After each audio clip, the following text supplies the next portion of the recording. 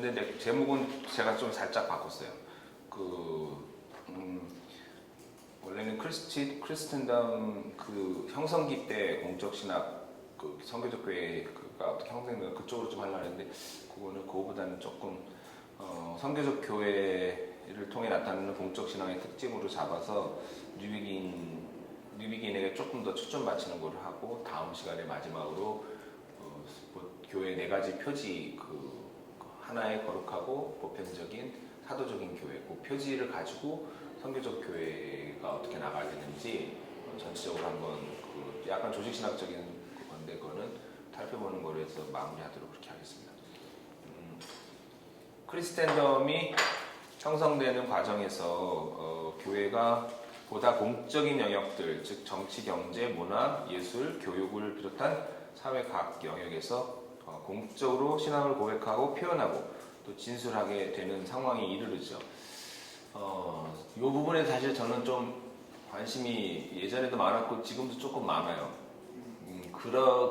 그렇기 때문에 제가 이제 저번에 번역 지금 하기로 되어 있는 로드니 스탁의 책, The Triumph of Christianity, 기독교의 승리라는 그 책 번역하는 것도 관심 있고 로드니 스탁이 주장하는 그런 부분에 대해서 100% 동의하진 않지만 상당히 이제 공감도 많이 하고 관심이 저도 있어요. 그런 부분에서. 그러니까 무슨 얘기냐면 이제 교회가 탄생했잖아요. 그래서 이제 땅끝까지 복음이 증거되면서 로마 제국 안에서 한 300년 가까이 이렇게 교회가 이렇게 정말 누룩처럼 그렇죠? 그다음에 겨자씨처럼 이렇게 자라고 퍼지는 그런 과정이 있었죠. 하나님 나라의 모습이 교회 안에 교회를 통해서 이렇게 확산되는 과정이었잖아요.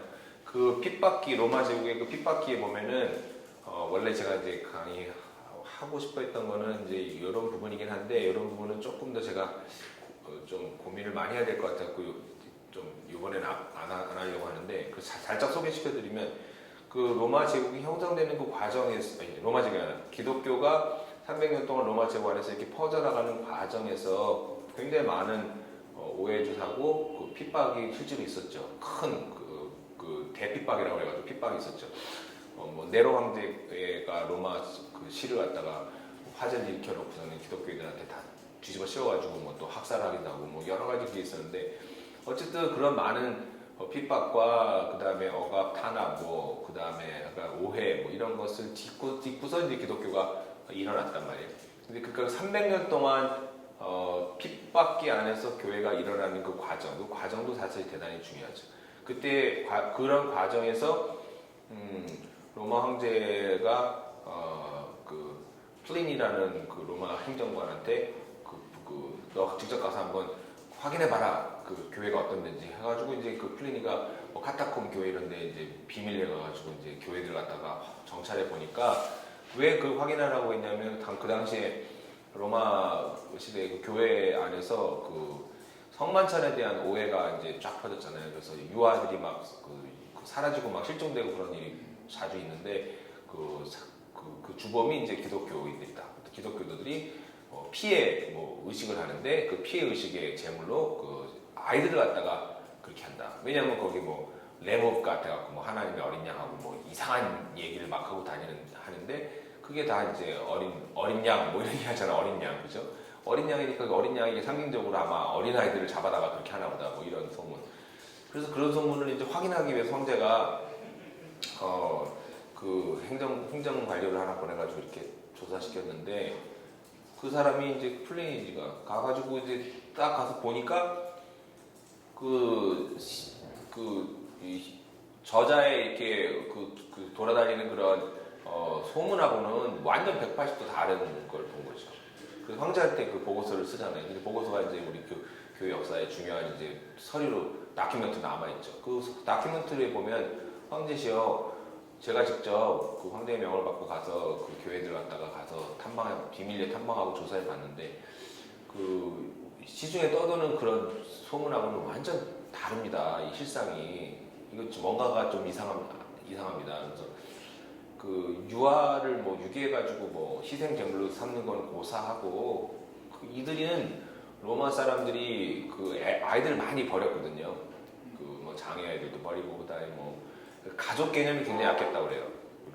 로마 시대에 가족 개념이 굉장히 약해가지고 부모로서 역할을 잘 안 하는 사람들이 많고 그래서 아이들이 많이 버려졌는데 그 버려진 아이들을 갖다가 이제 교회가 다 걷어가지고 고아원을 하는 거예요.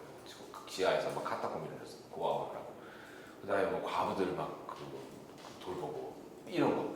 그러니까 이 전혀 이제 로마가 돌보지 못하는 완전 사회의 그 소외 계층들을 돌보고 있는 교회에 관한 실상을 이렇게 보고를 하죠. 그런 이제 보고서들이 그러십시오. 그런 보고서들이 이제 하나둘 쌓이는 거죠. 그러니까 이제 그거 한 300년 가까이 300년이 굉장히 긴 세월이에요, 사실. 300년 동안 이 교회가 이제 이 정말 누룩처럼 또 겨자씨처럼 이렇게 확산되는 그 과정을 거쳐서 마치 이제 하나님 나라의 이 하나님 나라 어떤 곳인가를 맛보게끔 대상한테 해준 거예요. 어쩌면 우리는 지금 잘 모르지만 뭐 중국 같은 곳에서 아마 그런 일들이 굉장히 많을 거예요. 뭐 무지무지의 많은 간증들이 아마 중국 그 그리스도인들 사이에 있을 거예요. 그러니까 이제 핍박기에 있을 때. 근데 이제 그 다음에 관심사는 뭐냐면 지금 이제 교회 서양 교회 교회사 연구가들은 콘스탄틴 대제가 이제 기독교인이 됐는데 그때 이전부터 벌써 굉장히 기독교의 영향력이 막강했다. 보통 그건 당연히 상식적으로 그렇게 얘기하죠. 왜냐하면 황제 가문에 벌써 그 귀족 중에 크리스천들이 굉장히 많이 지금 이미 생겼기 때문에 그러니까 이제 벌써 기독교 영향력이 대단히 강화됐는데 지난주에 이제 우리 함께 본 것처럼 그 귀족들 안에도 벌써 영향력이 굉장히 강화됐고 그래서 이제 콘스탄틴 대제가 회심하고 나서부터는 그 다음부터는 막 급속도로 이제 귀족들이 이제 크리스찬화되고 뭐 뿐만 아니라 이제 로마 제국의 상류 계층들이 기독교화가 되는 거죠. 기독교화가 되는데 이런 과정이 사실 이제 뭐 인도 같은데 인도에도 이제 기독교인들만 모여 사는 곳이 있어요. 나가랜드 인도 북부의 나가랜드 같은 경우는 거기 95% 이상이 다 크리스찬이에요. 그러니까 한 3,500만 명이 전부 크리스찬인 거예요. 전부 다. 이런 데는 사실 기독교 왕국이에요. 그래서 인도 크리스찬들은 다 이제 거기서 중심으로 이제 막 인물들이 막 나오거든요. 그러니까 그다음에 뭐 이제 그런 우리 한국 같은 경우도 지난번에도 말씀드렸지만 한국 근대화가 되는 70년대까지 한국 근대화를 일으킨 주요 엘리트 그룹이 뭐 80% 이상, 뭐 엄청난 대부분의 수가 서북 지역, 평안남도 서북 지역 평양 대봉 운동이 일어난 그 지역 출신들이라고 해요. 지금 한국 교회 역사. 그때 근데 그 지역 출신들이 그렇게 한국 사회, 기독교 사회를 형성하는데 큰 영향력을 미쳤는데 한국 사회 근대화와 또 기독교 사회화하는 과정에서 큰 영향을 미쳤는데 그런 미친 영향이 과연 긍정적인 것과 부정적인 것 이게 어떤 게 이제 혼재되어 있느냐 이제 그거죠. 근데 서구 사회 같은 경우는 그 콘스탄틴 대제 이후에 거의 20세기 초엽까지 서구 기독교 이 제국을 이제 형성한 거잖아요. 그러니까 크리스텐덤이라고 보통 얘기하죠. 크리스텐덤을 형성했는데 그러니까 크리스텐덤이 형성되는 그 과정 자체가 이제 콘스탄틴 대제 회심 전부터 당연히 시작됐을 거고 된 다음에 그 다음에 보통 6세기 중세가 들어가는 6세기 정도에 완성됐다 보통 그렇게 이해하거든요. 그럼 6세기 한 200년 정도의 더 이제 숙성 기간을 거쳐서 완성되고 근데 중세로 들어가면서 거의 1000년 동안 우리는 뭐 중세 암흑기대다 그러지만 역사가들은 그렇게 보지 않죠. 요즘에는 그거는 그냥 너무 이제 신학적으로 더더군다나 개신교적인 관점에서 중세가 암흑시대다 그렇게 얘기하지 일반적으로는 요즘에 그렇게 보지 않죠. 중세 시대에 또 많은 과학 문명이 발전하기도 하고 학문이 일어나기도 하고 그러니까 신학적인 교회 신학적으로 볼 때는 암흑기였을지 모르지만 그 사이에도 많은 일들이 일어나요. 그 다음에 카톨릭 교회 안에서도 수도원 운동부터 시작해갖고 다양한 수도원 운동이 일어나고 카톨릭 교회가 세계 선교회 중심에 선 건 아시죠? 그 다음에 카톨릭 교회를 대체해서 개신교회가 세계 선교회에 들어온 거는 이제 개신교 국가들이 서구 제국주의 식민주의 쟁탈전에 뛰어들면서예요, 사실은. 그러니까 그 개신교 국가들이 이 봉건 중세 시대가 이제 각 그 민족별로 이제 나라들이 이제 민족주의가 발흥하면서 봉건 이제 그 시스템이 무너지잖아요. 봉건 시스템이 무너지면서 뭐 독일 뭐 게르만족 그다음에 프랑크족 해갖고 뭐 각 나라마다 이렇게 다 독립을 하잖아요. 국가가 생기잖아요. 근대 국가가 형성되면서 거기에서 이제 개신교 중심으로 이 나라가 국교가 형성되는 그런 과정에서 개신교 국가들이 이제 식민지 쟁탈전에 뛰어들면서 그 선교가 같이 가는 거거든요, 사실은. 그래서 이 서구 선교 역사의 전반부 정도가 아니라 그 17, 8세기 거의 이때까지는 거의 이 카톨릭 교회의 선교 역사다 그렇게 보면 돼요. 예수의 선교사들이든지 뭐 그렇죠. 그러니까 카톨릭 교회의 선교 역사를 그렇게 또 막 이렇게 아무것도 아닌 것처럼 얘기할 수는 없어요. 왜냐면 예수의 애들이 벌인 선교 역사가 또 엄청난 또 역사가 있거든요. 뭐 어쨌든 그러고 나서 이제 개신교 선교 역사가 일어나는데, 그러니까 중세도 이렇게 암흑기라고 쉽게 단정하기 어렵고, 그 다음 단계에 와가지고 서구 식민주의 시대의 어떤 그런 모든 선교 형태나 이런 것에 대해서 비판적으로 보긴 하지만, 로드니 스탁 같은 사람은 이 서구 기독교 문명 안에서 발전된 많은 그 발전 과정을 무조건 비판적으로 지금 뭐 서구 기독교 세계가 지금 쇠약하고 좀 몰락하고 새롭게 재편된다고 해가지고 무조건 부정적으로 봐서는 안 된다 그렇게 얘기하죠. 현재 모습이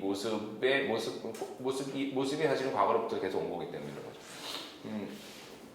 20세기 들어와서 서구 기독교 세계 크리스텐덤 체제가 몰락하고 새로운 기독교 세계의 지형도가 만들어졌죠. 그 얘기는 뭐 이제 많은 분들이 이제 하고 있고 지난번에 소개해드렸던 필립 젠킨스, 그 다음에 지금 하버드 대학으로 가 있는데 휘튼에 있다가 하버드 대학으로 갔는데 그것도 재밌죠. 그러니까 휘튼 기독교 대학에 있었던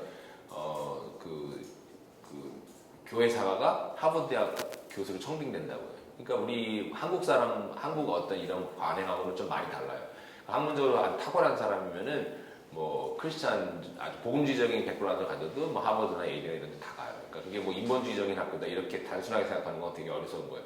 그러니까 막 노을 교수가 지금 하버드 대학 역사학과에 있는데, 노을 교수 우리나라에도 책 많이 번역돼 있죠. 그 노을 교수가 원래 미국 교회에서 전공해요. 근데 막 노을 교수가 최근에 몇 년에 쓴 책도 그거지. 새로운 세계의 기독교 세계 지형도 그런 걸 또 썼어요. 그런 책을. 근데 그것도 이제 그렇죠. 서구 중심의 기독교 지형도가 지금은 비서구 주권 중심으로 그 지형도 자체가 지금 바뀌고 있다. 뭐 중국이 지금 기독교 인구가 지금 뭐 5천 몇 명이다, 1억이다, 뭐 이런 얘기가 이제 두 개의 설로 그러다가 지금은 거의 1억으로 지금 거의 다 그렇게 얘기해요. 거의 다. 1억인데 그 중에 이제 삼자교회가 공식적으로 지금 발표한 게 3,500만 명인 것 같아요. 삼자교회가. 그건 뭐 확실한 거거든요. 삼자교회 데이터는. 근데 이제 가정교회가 한 7,500에서 8천만 정도 될 거라고 그래요. 그 가정교회에서 또 나름대로 또 데이터가 있기 때문에. 그러면 1억이라는 것이 거의 맞을 텐데, 1억의 중국 인구가 이제 만약에 표면으로 더 나와가지고 적극적으로 세계교회 이 지형도를 만들어 간다 하면은 완전히 이거는 또 다른, 지금도 그렇게 만들어가고 있어요. 지금도 그 서양 학교에서 중국 유학생들 어마어마하게 많은 걸 아시죠? 그 영국 학교를 먹여 살리는 건 중국 학생들이에요. 제가 영국에 그 연구차 갔었는데 버밍엄에 갔더니 완전히 길거리에 전부 중국 학생이야. 그래서 얘기해 보니까 중국 학생들은 자기 학비를 다 내고 다니는 거야. 1년에 뭐 5천만 원씩. 근데 그러니까 영국 학생들은 그 학비를 안 냈다가 1년에 뭐 5천 불인가? 하여간 1년에 하나도 안 내다가 이제 1년에 한 1,000만 원인가 500만 원인가 내라고 그랬더니 데모를 하고 있더라고. 막 그 총리한테 막 달걀 던지고, 제가 갔을 때요. 몇 년 전에. 그랬더니 총리가 하는 말이, 그러면 대안을 얘기해봐라. 지금 국가 재정이 지금 바닥에 나고 교육 재정이 지금 없는데, 너네들은 이제까지 공짜로 지금 교육을 받았는데, 그러면 대안을 얘기해라. 대안을 얘기하면 나도 들어주겠다. 그러니까 아마 그렇게 갔을 거예요. 그러니까 영국도 완전히 무상교육 하다가 이제 사회주의 그쪽 기반에 있어서 무상교육 하다가 이제는 학생들한테 어느 정도 돈을 물리게 시키죠. 미국 같은 데도 박사과정 최고로 많이 나오는 나라가 중국이죠. 어마어마한 학생들이 중국에 있어요. 한국에도 지금 중국 학생들은 뭐 엄청나게 많다고 하더라고요. 일본은 뭐 제일 그렇고. 그 중국 학생들이 제일 가고 싶은 데는 미국, 넘버원. 그 다음에 이제 영국, 미국. 그 다음에 안 되는 학생은 일본. 그것도 안 되면 이제 한국. 그렇게 오거든요. 그렇게 오는데, 이게 어마어마한 인구의 중국 사람들이 지금 움직여요. 그러다 보니까 이제 사실은 이제 신학교 안에서도 지금 이제 중국계 신학자들, 또 중국계 학생들이 지금 큰 파워를 형성하고 있고, 앞으로 더 그럴 거예요. 앞으로 더. 그래서 지금 세계 전체 지형들을 보면 뭐 중국, 그 다음에 아프리카 학생들이 또 그러고, 남미의 학생들이 또 지금 엄청나게 또 쫙 올라오죠. 남미의 교회가 이제 뭐 개신교 중심으로, 가톨릭은 원래 있었고, 개신교 중심으로 남미가 또 이렇게 올라오기 때문에 거기가 또 쭉 이렇게 올라오죠. 그러니까 세계의 어떤 교회 지형도 이것이 이제 막, 그래서 뭐 한국 교회는 뭐 우리가 뭐 세계 선교를 다 맡을 거고, 뭐 하나님이 뭐 우리를 통해서 백투 제루살렘 해가지고 예루살렘까지 뭐 한국 사람들이 뭐 다 뭐 너무 너무 그 하나님의 역사를 한민족 중심으로 해석하는, 그건 좀 너무한 것 같아요. 그 하나님이 뭐 우리 민족을 이스라엘 같이 택하신 것도 아니고, 이스라엘을 택하신 하나님도 이스라엘을 택하신 목적도 지금 뭐 그렇게 일방적으로 택한 게 아니라 모든 민족을 복 주시기 위해 택한 거잖아요. 그러니까 이 큰 보편사 안에서 하나님의 구원의 계획이 이루어지는데, 그 구원의 계획을 너무 자의식기 자기 내 손을 안으로 묻는다. 손이 안으로 아전인스교 아전인스교로 해석하는 거는 좀 우스운 것 같아요. 한국교회에 어떤 분은 한국교회의 역할이 다 끝났을 거다라는 얘기까지 또 하는 분들도 있어요. 저는 이제 그렇게 생각해요. 저는 이제 중국교회나 아니면 이제 새로 이제 부상하는 그런 남미, 뭐 아프리카 이런 교회들과 한국교회가 연대하면서 우리가 도와줄 거를 최선을 도와주는 것. 그것이 이제 우리가 할 일이 아닌가. 그래서 중국교회 지도자들이나 중국교회를 섬길 때 원래는 얼마 전까지만 해도 한국에서 막 100% 다 돈 대줬어요. 신학교 세우는 거, 뭐 교회 세우는 거 다. 근데 지금은 그렇게 안 해요. 지금은 중국교회 자체적으로 우리가 한 50%다 할 수 있다 막 이렇게 나오고, 조금만 있으면 우리가 돈은 걱정 없다. 단지 우리가 교수가 없으니까 교수만 보내달라. 근데 조금만 더 있으면 중국 안에서 이제 뭐 신학 교수 요원이 이제 넘치지. 사실은 뭐 대만이나 뭐 이렇게 홍콩이나 영이랑 더 적극적으로 대륙이랑 관계되면 거기 또 자원 엄청 많거든요. 대만에 그 목회자들이. 그분들이 다 가면 돼요. 사실 뭐 한국 사람들이 가가지고 할 거는 우리는 그냥 협력이지, 뭐 우리가 뭘 주도해가지고 그거는 다 웃기는 얘기예요, 사실은. 그래서 이게 세계 지형도가 이렇게 바꿔지면서 서구는 사실은 교회가 이제 다원주의 사회로 들어가죠. 뉴비긴이 얘기한 것처럼 그 다원주의 사회로 접어든 서구 사회 안에서 어떻게 기독교 신앙을 공적으로 표현해야 하는가에 대한 논의와 논쟁이 계속 이어지게. 이건 이제 서구 사회에서 지금까지도 계속 논의가 되고 있는 거예요. 이거는 서구라는 거는 이게 북대서양 쪽과 북대서양과 이제 대륙 양쪽을 얘기해요, 보통. 그러니까 북대서양 미국하고 캐나다, 영국 여기랑 또 대륙 뭐 독일, 프랑스 이쪽이랑 하고는 또 달라요. 이 기운 자체가. 이 크리스텐덤에 대한 이해도 달라요. 그래서 독일에서 온 그 선교학자하고 얘기해봤는데, 뭐 크리스텐덤에 대한 이해가 완전히 북미 학자들하고 또 완전 다르더라고. 왜냐하면 독일이나 이런 유럽 국가들 가운데 많은 국가들이 여전히 그 카톨릭이든 개신교든 이게 이제 국가교회거든요.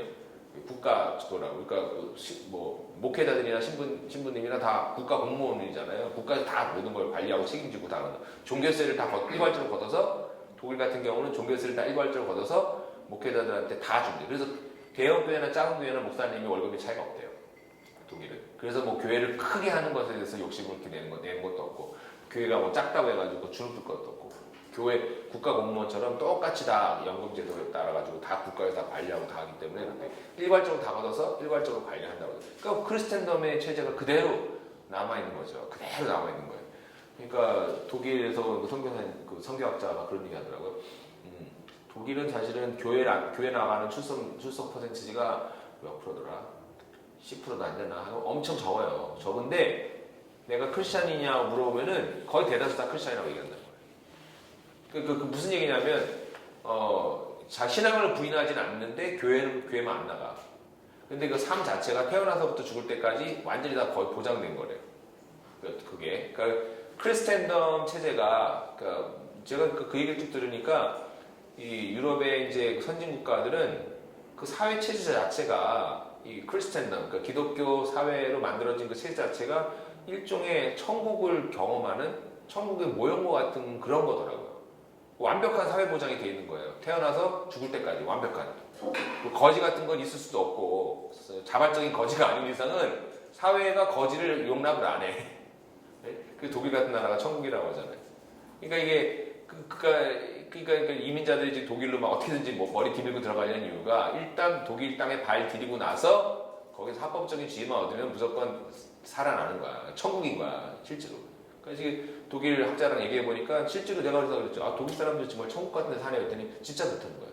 자기들이 그렇게 생각한대. 태어나서 죽을 때까지 모든 게 보장되어 있고 모든 게 안전망이 돼 있고 다 그렇다는 거예요. 근데 그러니까 교회는 안 나간다는 거예요.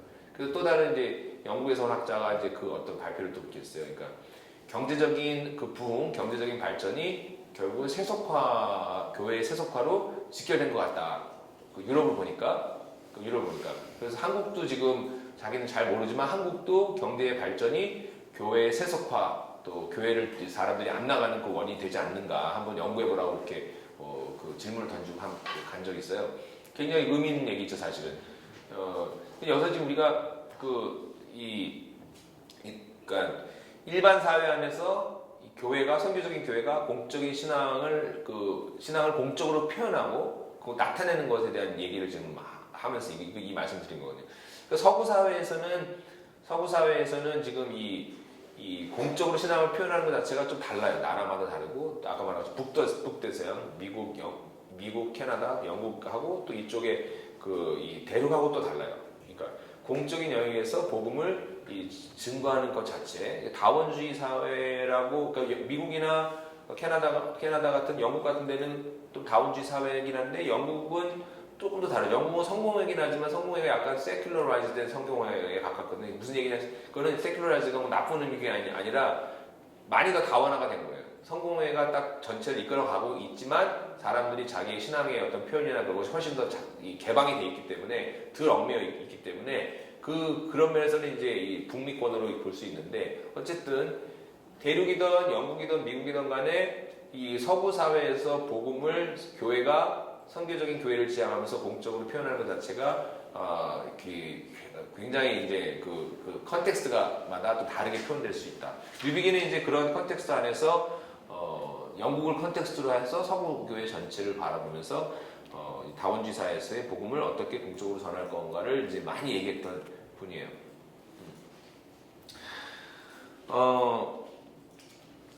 뉴비긴이 얘기한 것은 그 기독교 신앙과 교회는 교회 공동체에서뿐만 아니라 교회의 친교 범위를 넘어가지고 일반 사회 모든 영역에서도 공적이어야 한다는 그런 주장을 핀 거죠. 그러니까 이때 이제 아브라함 카이퍼의 영역론, 스피어 논리를 또 살짝 쓰기도 해요. 스피어. 아브라함 카이퍼가 뭐 공적 영역, 퍼블릭 스피어 얘기를 많이 하잖아요. 거기 이제 이해를 돕기 위해서 쉽기 때문에 영어로 하면 스피어잖아요. 영역이지. 공적 영역. 그러니까 공적 영역에서 복음을 어떻게 전하는가에 대해서 아브라함 카이퍼 얘기를 잠깐 얘기하면서 뉴비기는 사실은 이게 조금 일반적인 얘기, 그 전체 큰 틀을 아우르는 그런 얘기를 하고 아브라함 카이퍼는 사실 더 실제적인 분이죠. 이분은 본인 자신이 화란 총리까지 하고 그죠, 자유대학교를 이끌어가고 그러니까 학계, 정계, 그다음에 이거 전체를 막 이끌어가면서 신학을 갖다가 칼빈처럼 했던 분이니까 이분이야말로 진짜 공적 신학을 이렇게 실체적으로 삶 속에서 막 실천했던 분이니까 뉴비긴하고 좀 다른데 어쨌든 뉴비긴은 자기 시대에서 기독교 신앙을 공적으로 나타내 주는 것에 대해서 많이 고민했었어요. 뉴비긴의 글에는 사실 공적인 이거 표현은 이제 공적인 공공의 퍼블릭이라는 단어가 해석하기 조금 애매하죠. 공적인 공공의 여러 가지가 있는데 공공신학이라고 공공신앙, 공적신앙 다 같은 말. 퍼블릭이라는 영어 단어에서 나왔어요. 이 퍼블릭이라는 단어를 반복적으로 계속해서 쓰고 있어요. 뉴비긴이.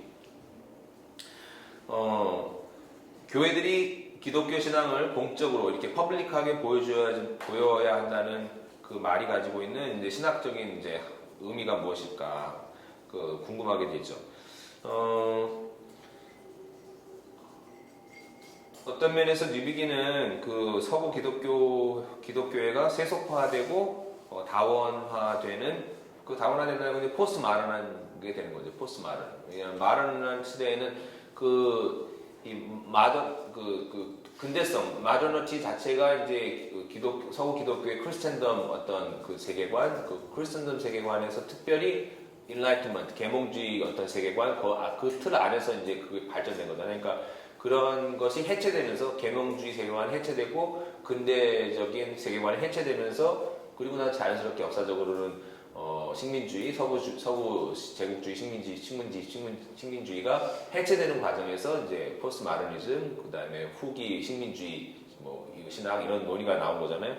그런 것 안에서 이 공적인 그런 어떤 복음을 전하는 것에 관심을 갖죠. 왜 그러냐면 이렇게 서구 기독교회가 교회가 이렇게 쇠약해지고 교회가 공적인 자리로부터 멀어지기 시작하죠. 쉬운 예로 미국에서 예전에는 그 뭐 병원 지금도 뭐 그렇긴 하지만 병원에 이제 목사님들이나 신부님들이 이렇게 가면은 그냥 그 파킹장이 따로 있었어요. 왜냐면 신방을 많이 가야 되니까 파킹장 가면은 그냥 파킹장 갔다 나가면 그냥 돼요. 그냥 아무것도 제재를 안 가요. 그냥 신부님 목사님 가면 들어가더라고. 지금은 이제 자꾸만 뭐가 있어요.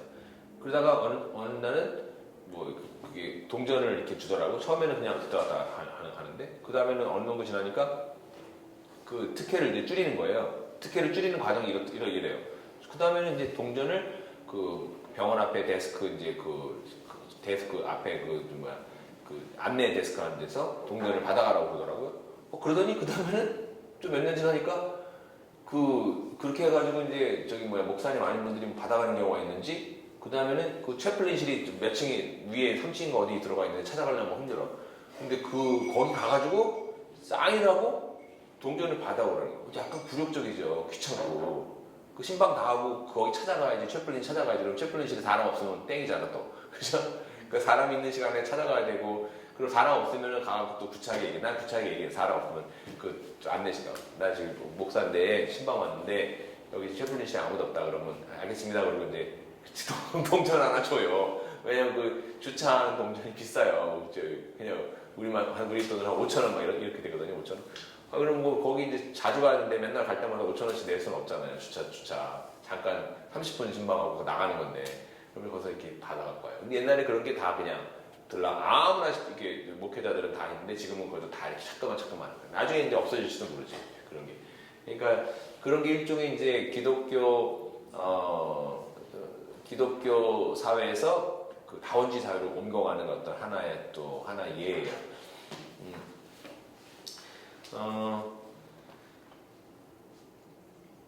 그 미국에서 어느 교회에서 새벽기도가 아니라 어느 저녁에 이제 집회를 했는데 교회가 아니라 어느 가정에서 집회를 했는데 몇십 명이 많이 모였나 봐. 50명 모였나 보지 뭐.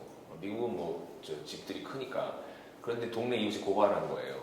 왜 고발했냐면 그 타운에다가 신고를 안 하고 교인들이 크리스찬들이 모여가지고 집회했다고 신고 안 하고 그랬다 불법이라고 고발했어요. 처음에 기사가 딱 떴죠. 막 그냥 드디어 이제 뭐 교인들이 마음껏 만나서 이렇게 모이는 거 이런 것도 함부로 하면 안 된다고 딱 그랬지.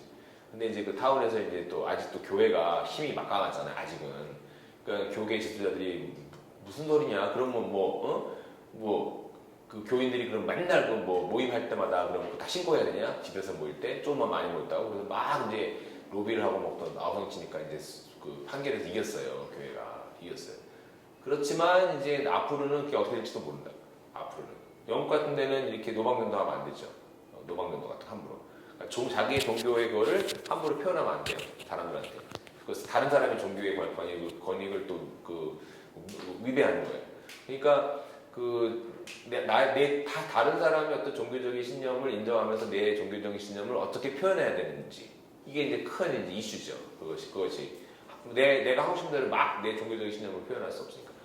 미국에서는 어느 또 어느 학교에서 어떤 여학생이 학교에서 성경책을 읽으려고 딱 폈더니 교사가 너 성경책 읽지 말아라. 너 집에 가서 읽어라. 그건 너 종교적인 행위하는 거다. 학교에서는 공립학교에서는 그렇게 하면 안 된다. 그래가지고 그게 또 이슈가 됐더니 그러면 학교에서 그러면 다른 책들 읽으면 안 되지 뭐 그러면서 이제 막 이슈가 됐었는데 또 뉴욕에서는 또 교회들이 이제 규모가 조금 커지면은 예배당을 하기가 어렵잖아요. 미국에서는 예배당 건축하는 게 진짜 어려워요. 주민들 공청회를 해야 되고 공청회 다 통과해야 되고 또 타운에서 또 승낙도 안 되고 이 또 많은 사람이 모이는 공공장소는 안전장치가 막 잘 돼 있어야 되기 때문에 우리 한국같이 뭐 이렇게 다닐 수가 이 택도 없어요. 그냥 많은 사람이 모이면은 소방시설부터 시작해가지고 이렇게 많이 사고 났을 때 도피하는 것부터 시작해가지고 그 규정이 있어요. 굉장히 까다로워요. 교회에 대한 규정은 진짜 까다로워요. 그걸 통과하는 것 자체가 불가능해요. 그래서 이미 있던 종교시설이나 이런 걸 사가지고 들어가면 모를까 그렇지 않고 새로 뭘 한다는 거는 정말 엄청난 비용이 들어가요. 교회가. 그런데 그래서 어떻게 하냐면 교회들이 이제 교회가 재정이 충분히 되기 전에 공립학교 미국에서 우리나라도 들어온 거예요. 지금 저쪽 학교들 빌려가지고 요즘에 한국에서 많이 하잖아요. 그러니까 미국에서 많이 하던 거를 이제 한국에서 하는 거예요. 그래서 학교를 이제 주일날하고 자고 필요한 때만 빌려가지고 이렇게 했죠. 근데 뉴욕에서 이제 또 그것 때문에 또 시비가 붙었잖아요. 왜 교회만 공립학교 시설을 빌려주느냐? 그거 종교적으로 저거 하는 거 아니냐? 특혜주는 거 아니냐? 그래가지고 법으로 이제 금지 당할 뻔했죠. 금지 당할 뻔했는데 또 뉴욕 어디 무슨 국회의원이 막 나서가지고 또 한인 사회를 보호해주는 사람이 나서가지고 막 그렇게 해가지고 또 그게 이제 그래 우리 교회 입장은 우리만 빌리는 게 아니라 모슬렘들이든지 다 종교인들도 필요하면 다 빌려도 된다. 우리만 그러는 건 아니다. 우리만 그걸 주장하는 게 아니라 모든 종교인은 공립시설 다 쓰고 비는데 그러면 재정에도 도움이 되고 얼마나 좋냐. 왜 그걸 놀리냐. 그래가지고 이겼죠. 이겨가지고 어느 한 500명 이상 모이는 한인교회가 젊은 사람들 많이 모이는 교회인데 공립학교 빌려 쓰다가 완전히 거리로 나앉을 뻔했다가 그게 이제 다 잘 해결돼가지고 또 그런 적도 있어요. 그러니까 이런 모든 이제 논쟁이 이제 다 이 공적인 영역에서 교회가 어떻게 복음을 전하고 어떻게 존재하시는가에 관한 다 거기 그런 문제와 연결이 좀 돼 있어요. 사례를 들면요. 대표적인 그런 거는 아파르타이트 있죠. 남아포 그리고 거기 아파르타이트 인종차별 정책이잖아요.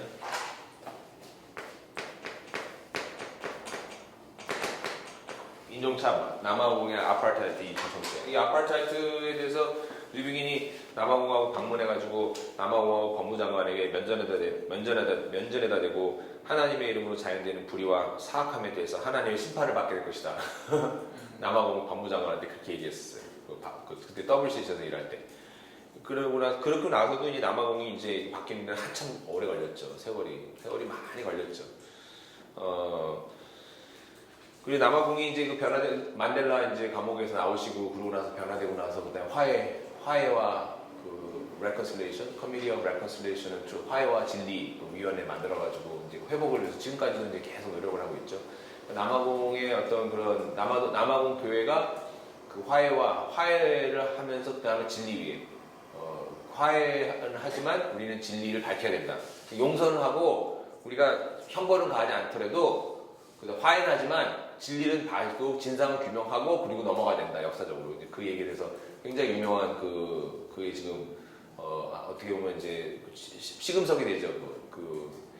화해와 진리 위원회가 인권운동 그다음에 불의한 어떤 일에 대해서 불의한 어떤 어떤 정치 세력에 대해서 변화시키는 과정 그것에서 좋은 모델이 되죠.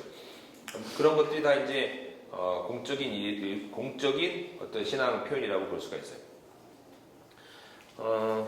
기독교 신앙이 사유화 되기 쉽죠. 지금 이 후기 기독교 사회에서는. 왜냐하면 이제 공적인 영역에서 신앙을 표현하는 거를 자꾸만 이제 제재를 가하고 사회에서 못마땅하고 특히 이제 이러면서 이제 한국도 이제 어떻게 보면 영향을 받죠. 한국도 지금 개독교 얘기도 하고 크리스찬들이 무슨 이 동성애에 관한 이슈라든지 아니면 여러 가지 하여간 타종교에 관한 그런 이슈라든지 이런 이슈에 있어서 크리스찬들이 행동을 좀 잘못하거나 좀 그 무례하게 하거나 뭐 이런 일이 있으면은 바로 이제 뭐 개독교 그 비난이 들어오죠. 그렇기 때문에 잘못하면 또 기독교 신앙이 사유화되기 쉬운데, 그러니까 두 가지 양극단, 그러니까 그 사회를 변화시키는데 그 사회에서 욕 먹으면서 막 사회를 변화시키려는 뭐 그거 있잖아요. 무슨 뭐 기독교 정당 만들고 막 이런 운동이 그 공감을 주는 것이 아니라 더 기독교에 대해서 혐오감을 주는 그런 거. 타 종교에 대해서 막 포교하는데 뭐 그 개종 운동하는 것이 그게 정말 좋은 어떤 뭐 전도하는 모습이 아니라 아주 기독교를 아주 그 폭력적이고 강압적인 종교로 이렇게 이미지를 바꾸는 그런 거, 뭐 이런 것들, 이런 것들 극단적인 것과 또 정반대로 기독교 자체가 교회 자체가 완전히 개토화돼가지고 사회로부터 우리나 잘하자 그래 그런 견해가 있잖아요. 이 극단적으로 막 그 교회 이미지를 막 망치는 사람이 있는가 하면 또 정반대로 가서 아유 그래 그냥 우리나 잘하자 해갖고 지나친 내면적인 영성에만 치중하는 그런 게 있죠. 사실 저는 뭐죠, 내면적인 영성 일기 쓰고 뭐 내면적인 영성 추구하고 뭐 이런 거 있잖아요. 뭐 예수님만 묵상하고 이런 거. 사실 예수님 묵상하고 영성 일기 쓰고 자기 내면적 영성에 관심을 갖는 많은 수도사들이 영성의 마지막 이 하이라이트는 사실은 사회 개혁 운동으로 나타나거든요. 교회 역사를 보면 항상. 근데 한국 교회에서 지금 영성 운동은 지나치게 내면주의예요. 지나치게 내면주의. 그러니까 이 사회의 어떤 불이나 우리 사회에서 지금 사람들이 고통받고 씨름하는 것과 너무 이렇게 거리가 있는 너무 지나치게 개인주의적이고 사유화된 그런 신앙이에요. 개교회화돼 있고, 나와 주님과의 관계만 너무 깊이 있게 몰두하다 보니까 나와 다른 사람과의 관계에 대해서 생각을 너무 안 해요. 왜냐면 주님과의 관계를 너무 깊이 생각합니다. 아마 개인의 영성에 너무 몰두하는 분에게 저는 주님이 이렇게 말씀하실 것 같아요. 야, 나는 이제 그만 관심 가져. 나한테 너무 관심 갖지 말고 너 주변에 관심을 가져. 내가 너한테 보여줄 수 있는 거는 내가 다 너한테 보여준다고 하더라도 너는 이해할 수도 없어. 저는 그렇게 말씀해요. 예수님에서 저도 뭐 한때 젊을 때 뭐 지금도 그렇긴 하지만 예수님에서 우리가 더 알고 싶어 하잖아요. 뭐 그런 찬양도 있지. 주님을 더욱 알기 원하네. 내 마음 다해 주님을 더욱 뭐 이런 찬양도 있고 뭐 약간 예수님을 더 알고 싶은 그런 뭐 우리 좋은 찬양 많잖아요. 그 좋은데 주님을 더 알고 싶다고 해서 주님이 우리에게 주님을 더 많이 알려주신 것도 아니에요. 주님을 더 많이 알고 싶다고 내가 알고 한다고 해도 주님이 우리에게 주님을 더 많이 알려주는 것도 아니에요. 주님을 아는 방법에서 예수님이 말씀하셨잖아요. 적은 소자에게 냉수 한 컵 주는 것이 나에게 하는 것이다. 내가 헐벗었을 때 너가 날 돌봤다. 그러니까 예수님은 진짜 깊이 아는 거는 이웃들과 관계에 있어서 보이는 바 사람과의 관계에 있어서 예수님이 뭘 원하시는지를 아는 거, 그쪽으로 나가는 거라고 주님이 우리에게 분명히 가르쳐 주셨거든요. 그러니까 예수님을 더 깊이 알고 묵상하는 방법이 그냥 내가 내 자신의 내면만 살펴보면 내 안에 있는 더러운 것만 걸어내는 그 작업도 귀하지만 그거는 거기에만 너무 몰두하면 안 돼요. 그거는 그냥 어떻게 보면 우리는 죽을 때까지 우리는 불완전하고 우리 내면을 뭐 들여다 봐봐야 뭐 그게 그거 아니에요, 솔직히. 뭐 그렇게 막 들여다봐. 그냥 주님 말씀하신 거 순종하면 나가면 되지. 제자들 뭐 베드로가 자기 내면만 그렇게 들여다보고 있었어요? 아니잖아요. 계속 교회를 향해서 편지하면서 격려하고 돌보고 격려하고 계속 그랬지. 예수님과의 관계에서 씨름하는 것과 이 세상을 변화시키고 사람들과 관계하는 것이 균형이 딱 잡혀 있다고요, 이게. 근데 그래서 한쪽으로 좀 치우치는 그런 거. 그러니까 공적인 이 뉴비긴이 얘기하는 그런 거는 그렇기 때문에 그 그리스도인들과 그리스도인 공동체가 개토화되면 안 된다. 사유화되면 안 된다. 개인화 이렇게 그렇게 하지 않으려면 모든 공적인 영역에서 어떻게 내가 살아야 되는가에 대한 방안을 강구해야 된다는 것이죠. 뉴비긴은 세상과 구별되는 유토피아를 찾아다니는 이상주의가 아니에요. 이상주의가 아니에요. 그런 것은 참 다행스럽죠.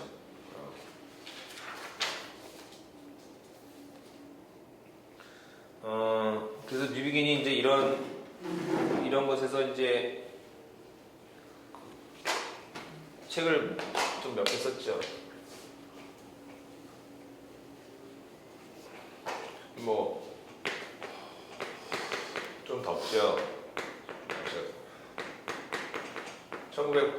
1984년도에 The Other Side of 1984년도 이런 책, 그 다음에 뭐 다원주의 사회의 복음 이런 책, 그리고 뉴비긴이 쓴 책, 그 계속 그 장마다 여러 곳에서 이 공적 신앙에 관한 그런 것이 나와요. 또 우리말로 번역된 책들도 있어요, 몇 개.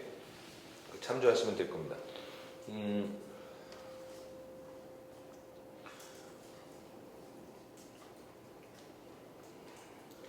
그 윌버 쉔크는 뉴비긴과 이제 같이 했던 동료 가운데 윌버 쉔크라는 성경학자가 있는데, 윌버 쉔크가 뉴비긴에 대해서 뉴비긴이 이렇게 서부 교회가 이 삶의 전 영역에서 복음을 다시 증거해야 된다고 얘기하는 것이 서구 기독교 사회의 시기에 가졌던 제국주의적인 형태와 그 가정들로 다시 돌아가는 것을 말한 건 아니다 하는 거예요.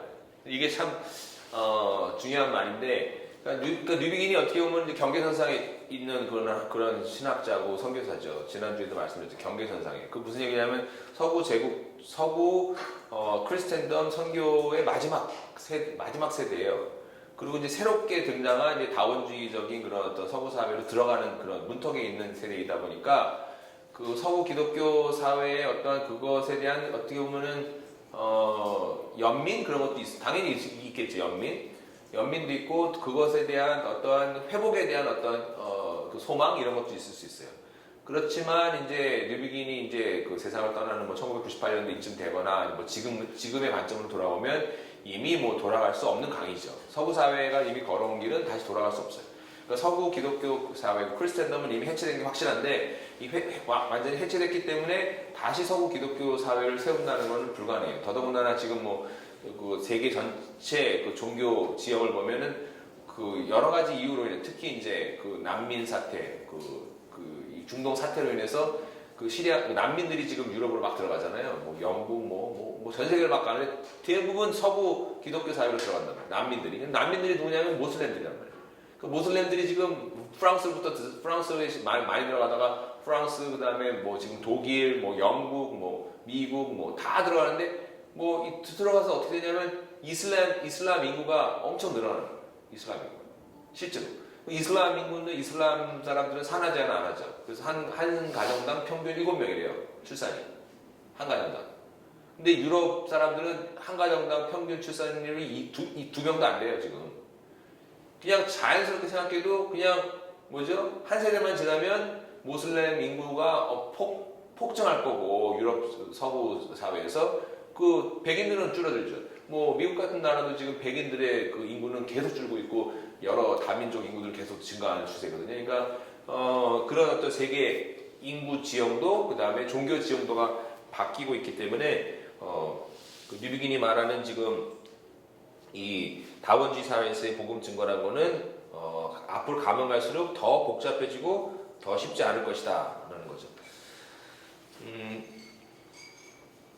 뉴비긴이 이런 어떤 공적인 신앙에 대해서 관심을 가진 것은 그 원래 그 대학생 때 SEM 운동, Student Christian Movement, SEM 운동에 관여했었죠. 그래서 학생 기독 운동에 관여하면서 본인 자신이 이 광산촌에 가가지고 광산촌에 가서 그 여름방학에 일도 해보고 뭐 많이 했기 때문에 교회 외에 일반 사회에서의 어떤 선교에 대해서 뉴비긴이 관심을 많이 가지고 있었어요. 학창 시절에서부터. 그래서 그 WCC에서 몇 년간 사역할 때도 그런 어떤 평신도 신학에 관심을 많이 가지고 있었고, 또 1960년대가 사실 평신도들에 대한 그 관심이 굉장히 많았고, 세속화 신학과 평신도 신학이 또 같이 또 가고 있어요. 요즘에도 뭐 우리가 일상 사역에서의 선교 이런 것도 많이 하고 있잖아요. 그러니까 일상에서의 어떤 선교에 대한 관심은 벌써 2차 세계대전 이후에 벌써 많이 있었고, 지금은 더 구체적으로 세부화되고 있는 시점이죠.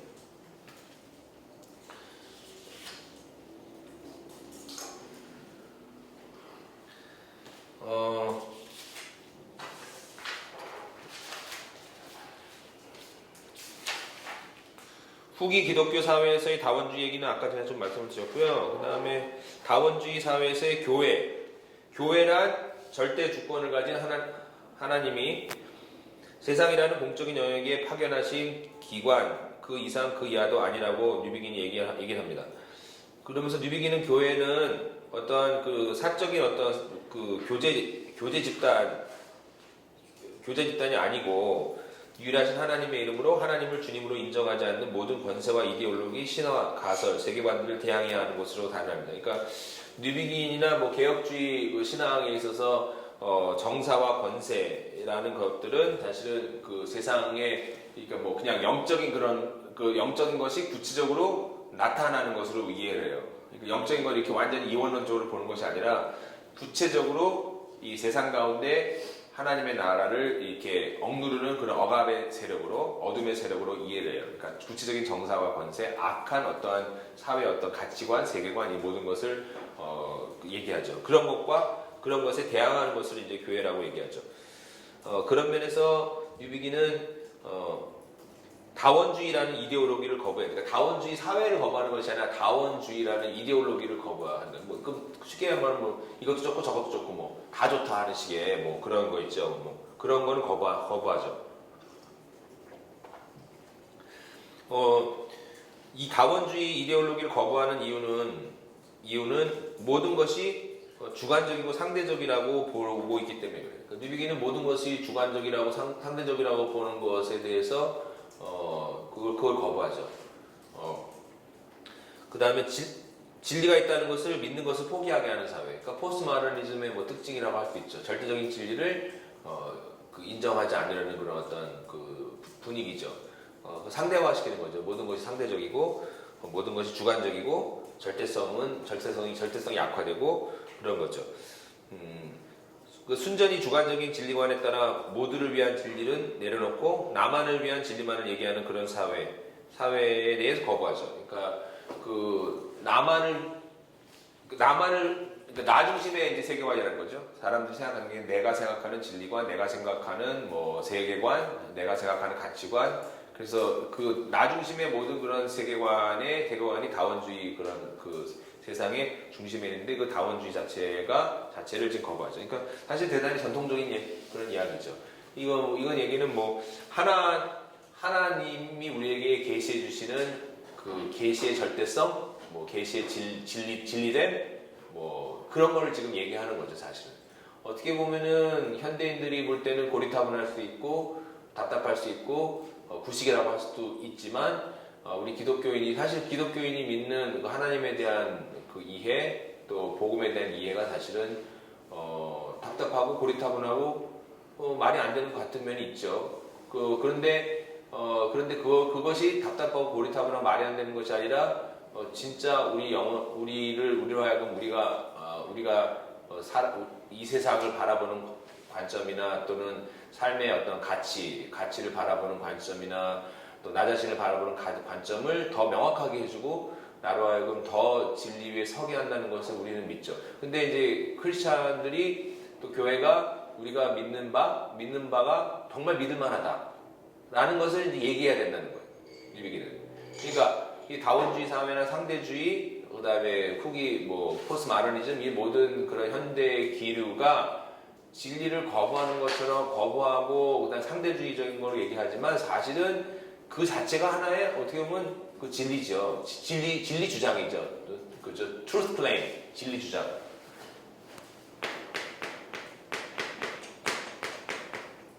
truth claim. 그러니까 기독교를 기독교의 절대성을 부인하는 것 자체가 하나의 절대성을 주장하는 거죠. 이게 약간 철학적인 그런 논쟁인데 여기서부터는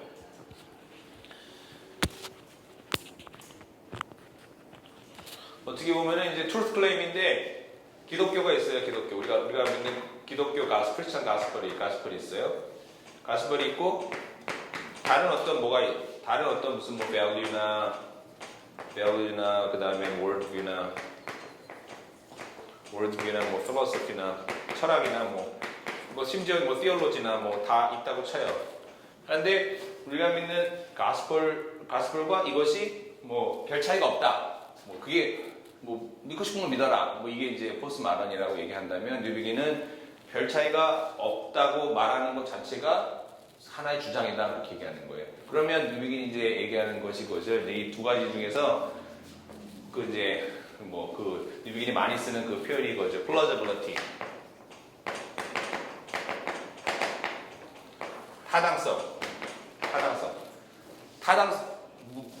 어떤 주장이 더 truth claim, 진리 주장에서 어떤 게 더 타당한가 한번 싸워보자는 거죠. 뉴비긴은 이게 이제 기독교 변론이죠. 변론할 때 내가 복음을 믿는데 그 성경을 통해서 하나님이 우리에게 계시해 주시고 예언자를 통해서 계시해 주시고 예수 그리스도를 통해서 계시해 주신 복음을 믿는데 그 복음이 얘기하는 그 진리 주장과 다른 것들이 얘기하는 진리 주장을 상대화시켜가지고 다 그게 그거다라고 해가지고 얘기하지 말고 그 종교적으로 또 다 그게 그거다 얘기하는 게 이제 종교다원주의잖아요. 그러니까 조한익 같은 경우에는 기독교가 주장하는 거 주장하고 불교가 주장하는 거 주장하고 힌두교 주장하는 거 주장하고 다 주장하는 것이 truth claim 다 합당한 맞는 말이니까 자기 생각에는 그 truth claim이 결국은 하나로 다 정점으로 모일 거라고 이제 조한익 같은 건 믿고 얘기하잖아요. 뉴비기는 너 그게 아니라는 거지. 기독교가 주장하는 truth claim과 다른 종교가 주장하는 truth claim이 본질적으로 다르다. 똑같은 선상에서 얘기하는 것 자체가 그것이 하나의 입장이다 하는 거 하고 그 입장을 거부하는 거죠. 그러니까 다 얘기하는 건 오케이. 그거는 다원주의 사회 다 각자 입장을 다 얘기하는 오케이. 그러나 나는 내가 믿는 바를 강하게 얘기하겠다는 거예요. 믿던 말던 그건 당신 선택이고 그러나 나는 그리스도인이 교회는 자기가 믿는 바를 확실히 plausibility에서 타당성에서 더 뛰어난다고 얘기해야 된다 그 얘기를 하는 거예요. 근데 서구 교회가 가지고 있는 이 컴플렉스가 뭐냐면 이 컴플렉스가 있어요. 이거를 이제 이런 표현을 많이 하는데 superiority complex 이거 우등함에 대한 컴플렉스. 그러니까 서구 교회가 선교를 할 때 선교 역사 가운데 이 서구 사람들이 더 우등하다, 뛰어나다. 그 다음에 피선교지 사람들은 다 열등하다. 이런 의식을 가지고 또 실제로 그런 식으로 선교를 했다고요. 그거에 대한 잣대는 서구 문명과 비서구권에 있는 문명이 아직 발달하지 않는 서구 문명이라는 거는 과학 기술을 중심으로 한 문명이죠. 그 계몽주의 시대 지나가지고 그 이전에는 뭐 서구나 뭐 비서구나 그게 별 차이 없었겠죠. 그러니까 서구 기독교가 전파되면서 이 superiority 이걸 가지고 했기 때문에 여기에 대한 굉장한 그게 있어요. 노이로제 같은 게 있어요. 그래서 이 진리 truth claim을 할 때도 우리가 믿는 진리가 확실하다는 얘기를 할 때도 굉장히 주저하는 거예요. 그거 자체가 너무 배타성이 있는 것 같이 보이고 그 자체가 너무나 내 주장만 강하게 하는 것처럼. 근데 뉴비기는 그러다 보니까 이제 교회가 이제 개토화되고 이 사유화되면서 그냥 한 사회에서 한쪽으로 찌그러 들어가는 거죠. 자기 얘기를 막 하지 못하고. 그러니까 뉴비기는 그건 아니다 하는 거죠. 그건 아니다. 그러니까 서구 교회가 잘못한 그런 선교 그런 것이 있다 할지라도 그거와 이 복음을 공적인 자리에서 진리로 얘기하는 거는 그거는 또 딴 거지, 딴 얘기지. 그 얘기를 하는 거죠.